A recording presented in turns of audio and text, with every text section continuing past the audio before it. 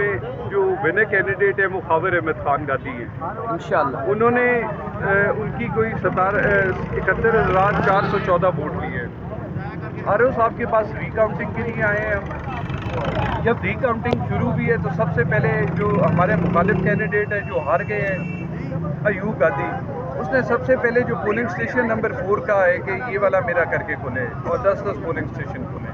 تو 10 نام میں نے دیے ہیں، 10 انہوں نے دیے ہیں. جب وہ پولنگ اسٹیشن کر کے کھلے ہیں تو پہلا پولنگ اسٹیشن کا رزلٹ جس کے میرے پاس فارم 45 ہے، اس کے اندر ان کے 512 ووٹ نکلے ہیں اور ہمارے اس میں 4.5 جو ووٹ ہیں اس کے اندر شروع سے ہی پہلے وہ جب پہلا ووٹ انہوں نے دیکھا ہے نا 5-5-6 کٹھی ڈبل سٹیمپ ہوئی ہوئی ہیں. جو لیگل ووٹ کاؤنٹ ہو کر آئے ہیں جس دن الیکشن ہوا ہوا ہے ان ووٹوں کو انہوں نے ڈبل سٹیمپ کر کے ہمارے اس میں سے 133 ووٹ ریجیکٹ کر دیے ہیں.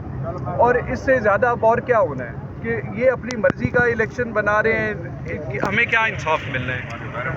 اور ہمارا جو رزلٹ ہے فارم 45 کے حساب سے جو ہمیں فارم 47 بھی ایشو ہوا ہوا ہے کہ ونر کینڈیڈیٹ ہے، اس کے باوجود جو ہے وہ ڈبل سٹیمپ کر کے انہوں نے سارے ووٹ کر کے ضائع کر. یہ ظلم کے ضابطے یہ ظلم نہیں مانتے.